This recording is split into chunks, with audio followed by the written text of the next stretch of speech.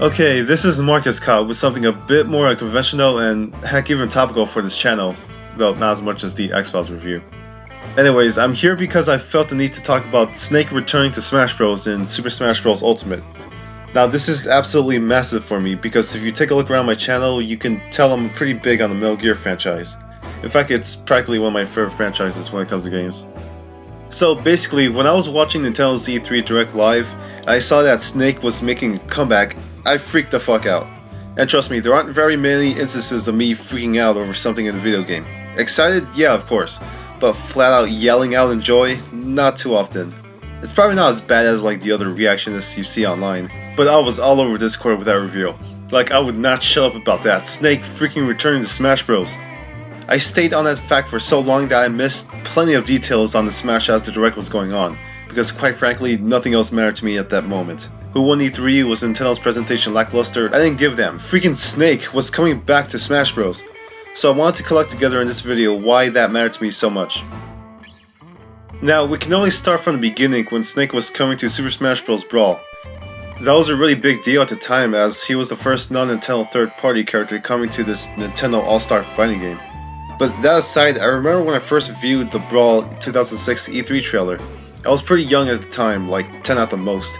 And what I saw of that trailer was more than enough to blow my mind. I mean, a brand new Super Smash Bros. Game on the Wii. I was a big fan of Melee, like that was a childhood game for me. So I was left speechless from this trailer, but just as I thought it was all over, the most unbelievable thing happened. Snake, 忙しいところすまないが、ビッグニュースだ。なんだ、また無茶を言うんじゃないだろうな。Snake from the Metal Gear franchise was gonna be in the game. That was a huge surprise for me since, although I hadn't played the games yet at the time, I was still very familiar with the series as I had seen my older brothers play MGS 1, 2, and 3, though MGS 2 is what I remembered the most.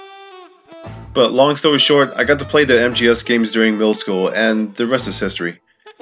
And then we arrive at the era of Smash Bros. 4, where there was heavy friction between Hideo Kojima and Konami. I won't get into that though, I'm sure most of you are at least familiar with how that was a thing. Anyways, because of what was going on, it seemed very unclear as to whether Snake would be returning to the game. But of course, as we all know, he didn't. I'm not gonna lie, that was a bit deflating for me as MGS had since become my favorite series.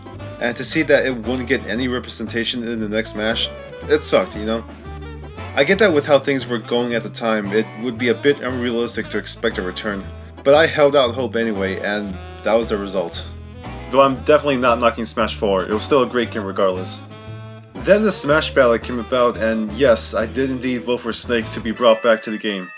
I'm not sure at what point it happened, but at some point, more than anything, I just wanted Snake to be back in Smash. Yeah, rather than dwell on other potential characters that I'd like to see playable in the game, Snake was just the #1 character I wanted to see more than anyone else. And then come this E3 where I'm 100% content. But that's also the thing, because it's Snake, it was more shocking to see him make a comeback compared to any other Nintendo character. What I mean by that is, okay, in the case of say Roy or Wolf, if you were to hear that they were coming back in a new Smash after being cut, then yeah, that's still fantastic news. But because they're Nintendo characters, all Nintendo had to do was just go in the back room and grab them, you know, in the matter of speaking. But with a character like Snake who's third party, there's a bit more hurdles that have to be crossed in order to make that happen. Especially since we're dealing with Konami, need I say more? So that's definitely the biggest shock value in seeing Snake returning, knowing that some hurdles had to be jumped over in order to get him into Smash again. On top of all the talk of people saying how unlikely it is for him to return, even I was convinced it was done. So first reaction seeing the Ultimate footage is still general excitement since it's a new game. But when Snake showed up, I was fucking floored. Like I said, practically nothing else mattered. Well, except maybe Mario and Mega Man's death. By the way, Bomberman was also a pleasant surprise.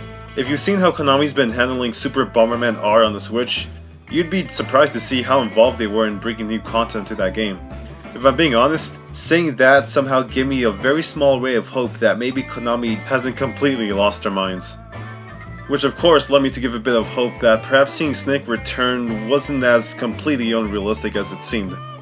But anyway, Snake is here and that's quite literally all that matters for me in that regard.